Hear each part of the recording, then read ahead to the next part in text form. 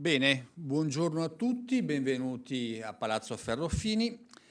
La prima area vitivinicola ad aver avuto riconoscimento da parte dell'UNESCO è quella del Douro in Portogallo, una delle regioni vinicole più antiche al mondo. Delimitato nel 1756, il Douro vanta più di 2000 anni di viticoltura che hanno plasmato questa terra dove si produce il porto. Nel riconoscimento dell'UNESCO leggiamo: il paesaggio culturale dell'Alto Douro è un esempio eccezionale di una regione vinicola europea tradizionale che riflette l'evoluzione di questa attività umana nel tempo. L'UNESCO sottolinea che le tracce della civiltà rimaste o estinte, molte delle quali erano già produttrici di vino, come i romani, che hanno lasciato resti appunto delle loro cisterne di pietra. Cosa dovremmo dire allora della Valpolicella, dove sin dall'età del ferro compare la vitis vinifera sativa, qui trasferita probabilmente dagli Etruschi tra il VII e il V secolo a.C., insieme alle tecniche di produzione del vino che vengono sviluppate prima dagli Arusnati e poi dai Romani, come testimoniano Catone, il Censore, Strabone, Virgilio e poi via via Plinio Cassiodoro, che narra dell'Acinatico, sino a Rotari, poi dalla Scala e la Repubblica di Venezia. Insomma, come la storia, noi non siamo secondi a nessuno. E oltre alla storia c'è anche e soprattutto un'arte, una qualità straordinaria di questi vini, prodotti che caratterizzano appunto la fascia pedemontana della provincia di Verona, interessando 19 comuni, 5 nella zona classica e 14 nella zona DOC e circa 30.000 ettari. Non sono io a dirlo, ma sono le cifre del mercato che poi vedremo sicuramente meglio a testimoniare l'importanza straordinaria di questo bacino vitivinicolo che comprende alcune delle case produttrici più premiate e riconosciute al mondo, nonché del paesaggio che lo caratterizza tra vigneti, olivi e piante di ciliegio. Oggi il Consiglio regionale del Veneto, grazie all'iniziativa del collega Alberto Bozza, che ringrazio, rende omaggio a questo territorio e ai suoi prodotti, che sono una testimonianza della migliore enologia europea, capace di coniugare storia, tradizioni, metodologie di coltivazione, raccolta ed essiccamento delle uve, che danno vita a vini eccezionali e come tali riconosciuti in tutto il mondo. Come diciamo spesso qua, prediche corte, soppresse lunghe, quindi andiamo veramente a chi saprà illustrarci meglio di me la situazione attuale della Valpolicella. Come diceva Goethe, la vita è fin troppo breve per bere vini mediocri, quindi dopo magari beviamo qualcosa anche di buono. Alberto, prego.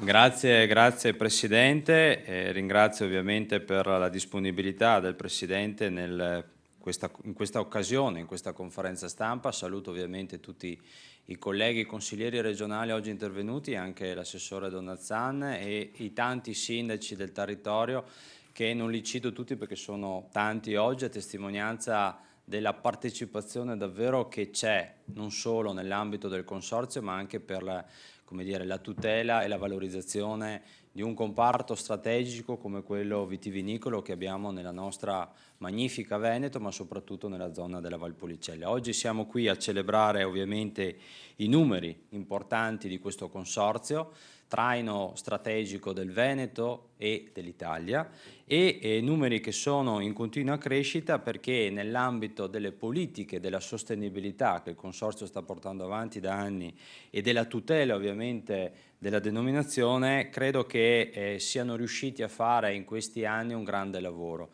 È un lavoro di squadra, un lavoro territoriale, un lavoro che ci vede coinvolti tutti, perché mai come in queste occasioni, in questi periodi, anche i recenti attacchi che abbiamo subito nell'ambito dell'Unione Europea da parte di Paesi membri che non hanno certamente la storia, la cultura e la tradizione del buon vino e soprattutto della qualità del vino. Siamo in un territorio, siamo in un prodotto che ha l'eccellenza nel suo leitmotiv e sicuramente anche quelle che sono le politiche di investimento che sono state fatte in questi anni nell'ambito della ricerca, nell'ambito dell'innovazione. Faccio i complimenti perché anche poi ci spiegherà il Presidente la capacità del Consorzio insieme ovviamente ai produttori di riuscire anche a innovarsi e a rinnovarsi in quella che è la tradizione, andando a creare degli sposalizi interessanti, innovativi, che sicuramente sono al passo con i tempi ovviamente della modernità. Ricordo solo che il Consiglio regionale è a fianco ovviamente del comparto vitivinicolo, stiamo lavorando da mesi, da anni a importanti provvedimenti normativi legislativi. La settimana scorsa abbiamo approvato la legge che va di fatto a promuovere il Museo del Vino del collega Enrico Corsi, sostenuta ovviamente dal Consiglio. È in commissione terza con il Presidente Andreoli in questo momento la legge sui distretti del cibo, perché sono tutti provvedimenti che vanno a tutelare, valorizzare e rafforzare il grande lavoro del comparto vitivinicolo e ovviamente in questo caso oggi siamo alla presenza sicuramente di un vino che fa bene, e ribadiamolo, fa bene, perché c'è chi ha tentato anche nel nostro Veneto di far passare il messaggio negativo che non è un prodotto salutare, anzi è inserito nella dieta mediterranea, lo dicono i nostri medici, lo dicono i nostri scienziati, per cui il vino bevuto in modiche diciamo quantità e soprattutto se d'eccellenza fa bene. E ovviamente l'ambasciatore per eccellenza nel mondo è il nostro Amarone e ovviamente nasce nel territorio della Valpolicella, territorio a noi caro, vocato ovviamente all'eccellenza, e quindi lascio la parola al Presidente del Consorzio ringraziandolo di tutela della Valpolicella, Cristian Marchesini.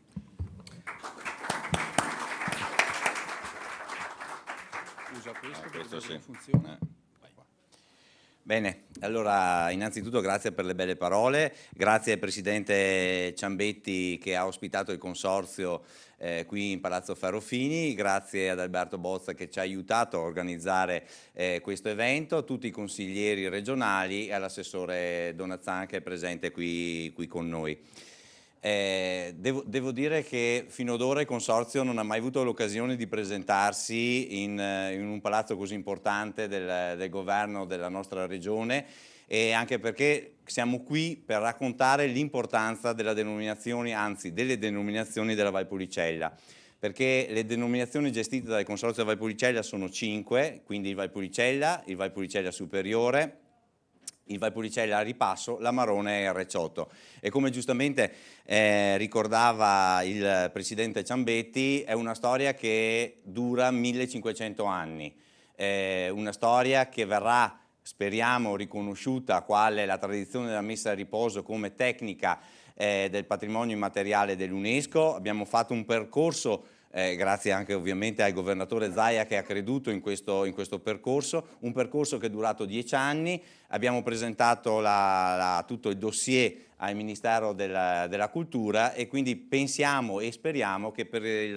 aprile 2024 il dossier sia presentato a Parigi all'UNESCO. Questa è veramente un'occasione molto, molto importante perché siamo qui a presentare la terza edizione della Valpolicella Annual Report, che è questo documento che riassume tutti i dati fondamentali della denominazione. Una denominazione che senza esagerare, ma sicuramente questa è la realtà, è la denominazione di vini rossi più importante d'Italia per quanto riguarda il volume e la dimensione economica espressa, perché pensate che il sistema Valpolicella nel 2022 ha espresso circa 650 milioni di euro di fatturato, con circa 70 milioni di bottiglie di tutte le referenze, partendo dal Valpolicella, chiamiamolo base, fino ad arrivare all'Amarone, che è il vino riconosciuto, il vino icona del territorio della Valpolicella, che rappresenta circa 17 milioni di bottiglie, quindi non è più una nicchia,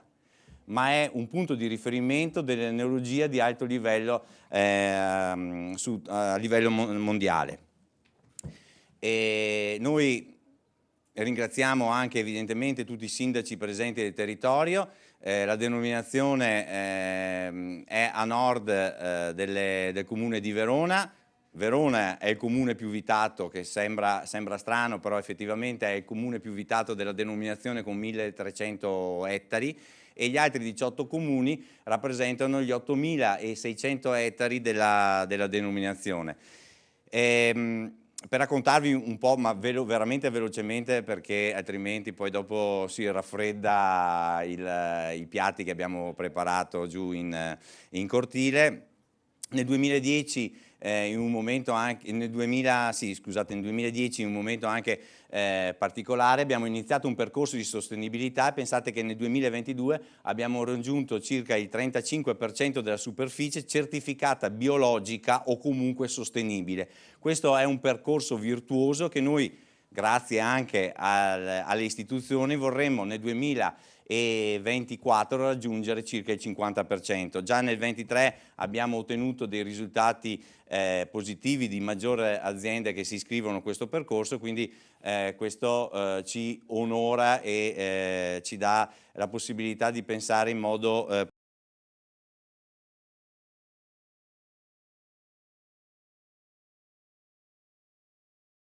ricordava il consigliere Bozza, abbiamo anche intrapreso un percorso e presentiamo anche l'idea di sdoganare i vini della Valpolicella come normalmente dal consumatore italiano, legati ai piatti di cacciagione, ai piatti, ai risotti e quant'altro.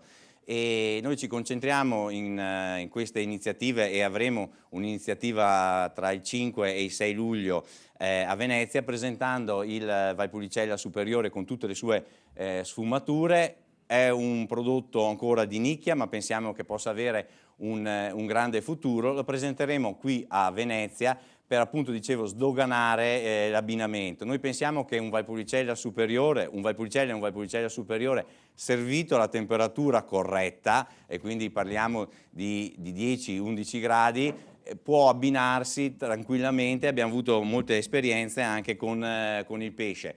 Per noi Venezia è la seconda città italiana per quanto riguarda il consumo dei vini della Valpolicella, essendo molto turistica, e abbiamo potuto notare che il consumatore nel mondo non ha nessuna problematica nell'abbinare i vini della Valpolicella con le pietanze tipiche anche di Venezia, e quindi questo è un progetto importante e interessante, soprattutto perché vediamo che nel sistema vino mondiale c'è una ricerca di vini freschi, vini fruttati, vini che siano di più facile beva, e quindi noi abbiamo due ottime opportunità, che sono quei due vini di territorio dove non c'è contaminazione di tecnica, come può essere l'Amarone e il Recioto, che sono legati, e anche il Ripasso parzialmente, che sono legati alla tradizione della messa a riposo. Invece il Valpolicella e il Valpolicella Superiore sono proprio vini di territorio che ci daranno delle grandissime soddisfazioni. Se avrete la possibilità di avere questo documento, qui c'è tutto quello che potete venire a sapere del sistema Valpolicella. Ecco, io non ho altro da aggiungere, se non offrirvi la possibilità di gustare i vini della Valpolicella legati ai piatti della tradizione sia veronese che di Venezia. Io posso solo ringraziarvi tutti, fare una foto con il Presidente, con la dedica, insomma, dell'annual report al Consiglio regionale, e augurarvi buona giornata. Ma ringrazio io il Presidente Marchesini per questa opportunità, e anche capire come il Consorzio sta spingendo nuove iniziative, nuovi mercati e nuove possibilità fa capire che non si guarda indietro, si guarda avanti con ottimismo e futuro, anche appunto andando a cercare quello che il consumatore sta sempre più magari trovando con innovazioni e abbinamenti nuovi. Io chiederei ai sindaci e anche ai colleghi presenti di fare una foto tutti assieme qui sul podio. Inviterei i sindaci di Negrar, Sant'Ambrogio, Mezzane, San Martino, Illasi, Colognola e Marano. Ringrazio, visto che c'è il sposalizio del pesce, anche l'assessore Calzavara, che viene da un territorio vocato ovviamente in tal senso. Sì, se mettete sindaci la fascia, grazie. La collega Venturini, che la stiamo portando verso la strada di Valpolicella, convertendola dai colli Ugani. Dai colli. Ci allarghiamo un po' senza coprire il Presidente Marchesi. Vabbè, ma no.